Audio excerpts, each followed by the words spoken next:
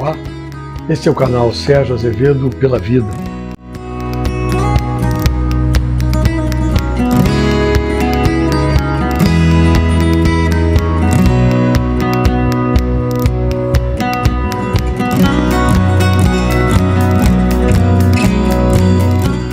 Sejam bem-vindos ao Encontro com Kardec 16.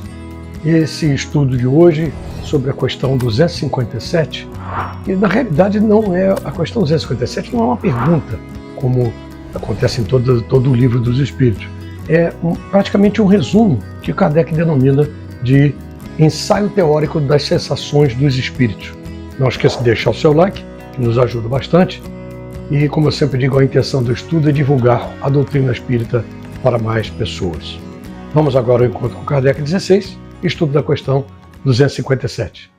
Ensaio teórico da sensação nos espíritos, questão 257. O corpo é um instrumento da dor.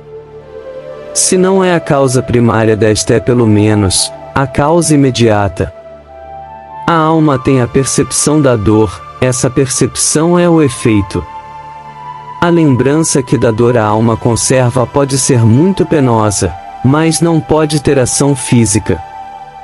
De fato, nem o frio, nem o calor são capazes de desorganizar os tecidos da alma, que não é suscetível de congelar-se nem de queimar-se. Não vemos todos os dias a recordação ou a apreensão de um mal físico produzirem o efeito desse mal, como se real fosse. Não as vemos até causar a morte? Toda a gente sabe que aqueles a quem se amputou um membro costumam sentir dor no membro que lhes falta. Certo que aí não está a sede, ou, sequer o ponto de partida da dor. O que há apenas, é que o cérebro guardou desta impressão. Lícito, portanto, será admitir-se que coisa análoga ocorra nos sofrimentos do espírito após a morte. Um estudo aprofundado do perispírito, que tão importante papel desempenha em todos os fenômenos espíritas, nas aparições vaporosas ou tangíveis, no estado em que o espírito vem a encontrar-se por ocasião da morte, na ideia que tão frequentemente manifesta, de que ainda está vivo, nas situações tão comoventes que nos revelam os dos suicidas, dos supliciados, dos que se deixaram absorver pelos gozos materiais e inúmeros outros fatos, muita luz lançaram sobre esta questão, dando lugar a explicações, que passamos a resumir. O perispírito é o laço que a matéria do corpo prende o espírito, que o tira do meio ambiente, do fluido universal. Participa ao mesmo tempo da eletricidade, do fluido magnético e até certo ponto, da matéria inerte. Poder-se-ia dizer que é a quintessência da matéria.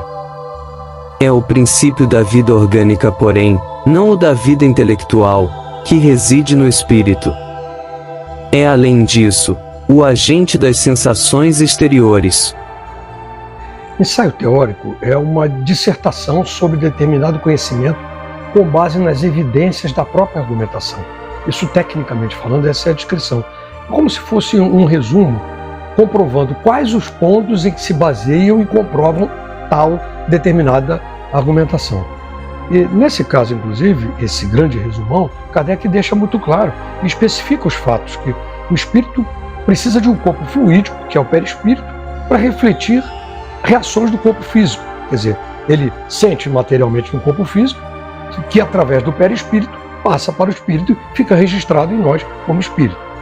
Esse corpo é fluídico e é relativo à variação do fluido universal do planeta em que o espírito está reencarnado. Isso é, ele muda de mundo para mundo. Nós já falamos isso várias vezes em outros encontros aqui. Cada mundo tem uma variação de fluido universal compondo o seu perispírito de acordo com aquele mundo, com aquela psicosfera daquele mundo. No corpo, os órgãos servindo-lhes de condutos, localizam essas sensações. Destruído o corpo, elas se tornam gerais. Daí o espírito não dizer que sofre mais da cabeça do que dos pés, ou vice-versa. Não se confundam, porém, as sensações do perispírito que se tornou independente, com as do corpo. Estas últimas só por termo de comparação as podemos tomar e não por analogia. Liberto do corpo, o espírito pode sofrer, mas esse sofrimento não é corporal, embora não seja exclusivamente moral como o remorso, pois que ele se queixa de frio e calor. Também não sofre mais no inverno que no verão. Temos visto atravessar chamas sem experimentarem qualquer dor.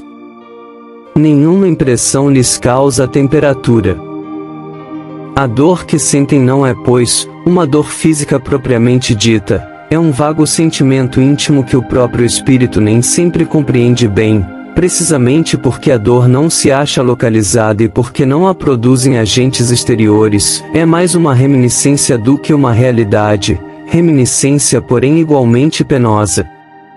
Algumas vezes, entretanto, há mais do que isso, como vamos ver. Ensina-nos a experiência que por ocasião da morte, o perispírito se desprende mais ou menos lentamente do corpo, que, durante os primeiros minutos depois da desencarnação, o espírito não encontra explicação para a situação em que se acha. Crê não estar morto, por isso que se sente vivo, vê a um lado o corpo, sabe que lhe pertence, mas não compreende que esteja separado dele. Essa situação dura enquanto haja qualquer ligação entre o corpo e o perispírito. Disse-nos certa vez um suicida: não estou morto. E acrescentava: no entanto sinto os vermes a me roerem. Ora, indubitavelmente os vermes não lhe roíam o perispírito e ainda menos o espírito, roíam-lhe apenas o corpo. Como, porém, não era completa a separação do corpo e do perispírito, uma espécie de repercussão moral se produzia, transmitindo ao espírito o que estava ocorrendo no corpo. Repercussão talvez não seja o termo próprio, porque pode induzir a suposição de um efeito muito material. Era antes a visão do que se passava com o corpo, ao qual ainda o conservava ligado o perispírito, o que lhe causava a ilusão que ele tomava por realidade. Assim, pois, não haveria no caso uma reminiscência, porquanto ele não foi em vida, roído pelos vermes, havia o sentimento de um fato da atualidade. Isto mostra que deduções se podem tirar dos fatos, quando atentamente observados. Durante a vida, o corpo recebe impressões exteriores e as transmite ao espírito por intermédio do perispírito, que constitui provavelmente o que se chama fluido nervoso. Uma vez morto, o corpo nada mais sente por já não haver nele espírito, nem perispírito. Este desprendido do corpo, experimenta a sensação, porém, como já não lhe chega por um conduto limitado, ela se lhe torna geral. Ora, não sendo o perispírito realmente mais do que simples agente de transmissão, pois que no espírito é que está a consciência, lógico será deduzir-se que se pudesse existir perispírito sem espírito, aquele nada sentiria exatamente como um corpo que morreu. Do mesmo modo, se o espírito não tivesse perispírito, seria inacessível a toda e qualquer sensação dolorosa. É o que se dá com os espíritos completamente purificados.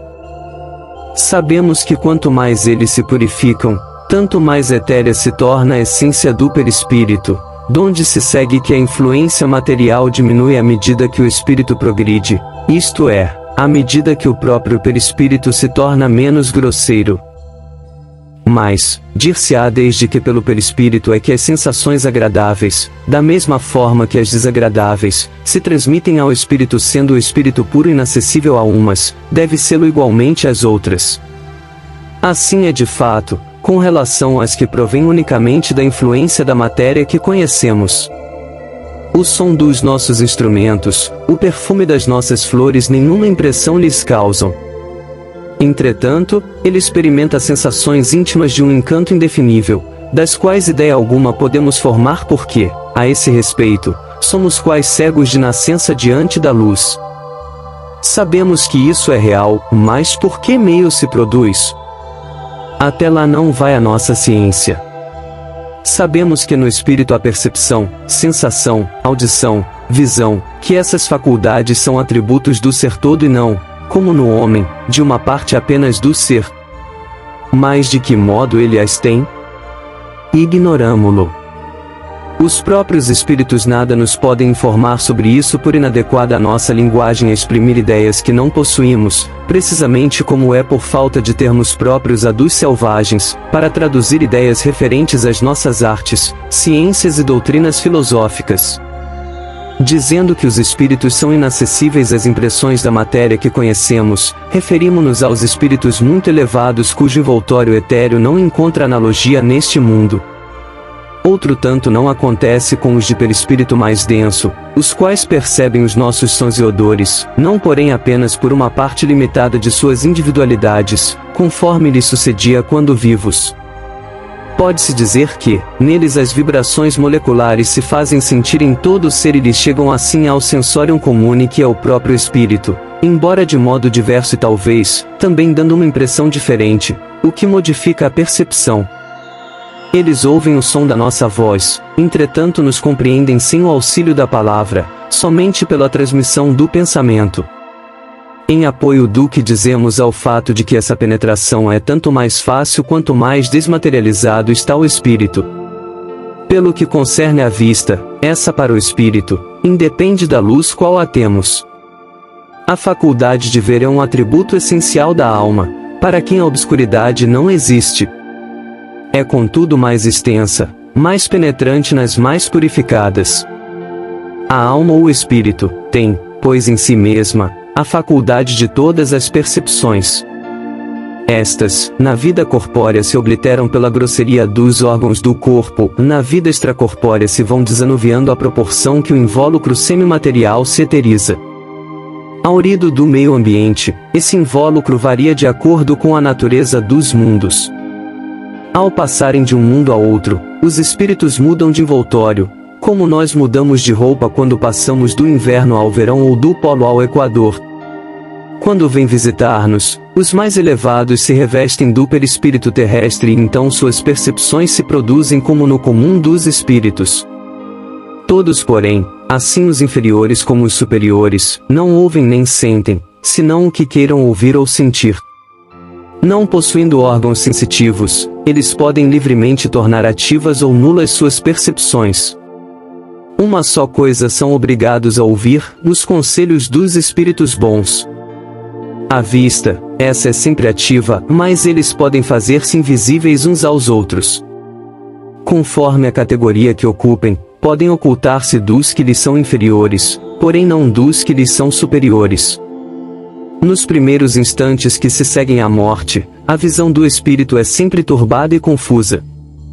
Aclara-se, à medida que ele se desprende e pode alcançar a nitidez que tinha durante a vida terrena, independentemente da possibilidade de penetrar através dos corpos que nos são opacos. Quanto à sua extensão através do espaço indefinido, do futuro e do passado, depende do grau de pureza e de elevação do espírito. Objetarão talvez, toda esta teoria nada tem de tranquilizadora. Pensávamos que, uma vez livres do nosso grosseiro envoltório, instrumento das nossas dores, não mais sofreríamos e eis-nos informais de que ainda sofreremos. Desta ou daquela forma, será sempre sofrimento. Sim, pode dar-se que continuemos a sofrer e muito e por longo tempo, mas também que deixemos de sofrer até mesmo desde o instante em que se nos acabe a vida corporal. Os sofrimentos deste mundo independem algumas vezes, de nós, muito mais vezes contudo, são devidos à nossa vontade. Remonte cada um à origem deles e verá que a maior parte de tais sofrimentos são efeitos de causas que lhe teria sido possível evitar. Quantos males, quantas enfermidades não deve o homem aos seus excessos, à sua ambição, numa palavra, às suas paixões. Aquele que sempre vivesse com sobriedade, que de nada abusasse, que fosse sempre simples nos gostos e modesto nos desejos, a muitas tribulações se forraria. O mesmo se dá com o espírito. Os sofrimentos por que passa são sempre a consequência da maneira por que viveu na terra. Certo, já não sofrerá mais de gota nem de reumatismo, no entanto experimentará outros sofrimentos que nada ficam a dever àqueles. Vimos que seu sofrer resulta dos laços que ainda o prendem à matéria, que quanto mais livre estiver da influência desta, ou por outra quanto mais desmaterializado se achar, menos dolorosas sensações experimentará. Ora, está nas suas mãos libertar-se de tal influência desde a vida atual. Ele tem o livre-arbítrio, tem por conseguinte a faculdade de escolha entre o fazer e o não fazer. Dome suas paixões animais, não alimente ódio nem inveja nem ciúme nem orgulho, não se deixe dominar pelo egoísmo, purifique-se nutrindo bons sentimentos, pratique o bem, não ligue às coisas deste mundo importância que não merecem e então, embora revestido do invólucro corporal, já estará depurado, já estará liberto do jugo da matéria e quando deixar esse invólucro, não mais lhe sofrerá a influência.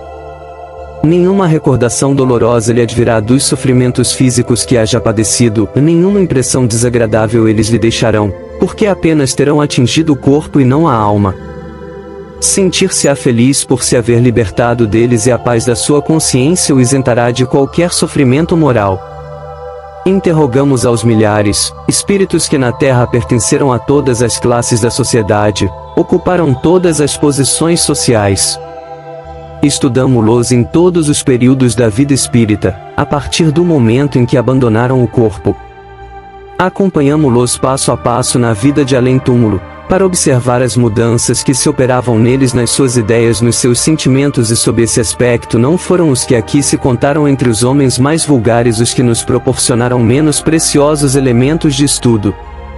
Ora, notamos sempre que os sofrimentos guardavam relação com o proceder que eles tiveram e cujas consequências experimentavam, que a outra vida é fonte de inefável ventura para os que seguiram o bom caminho.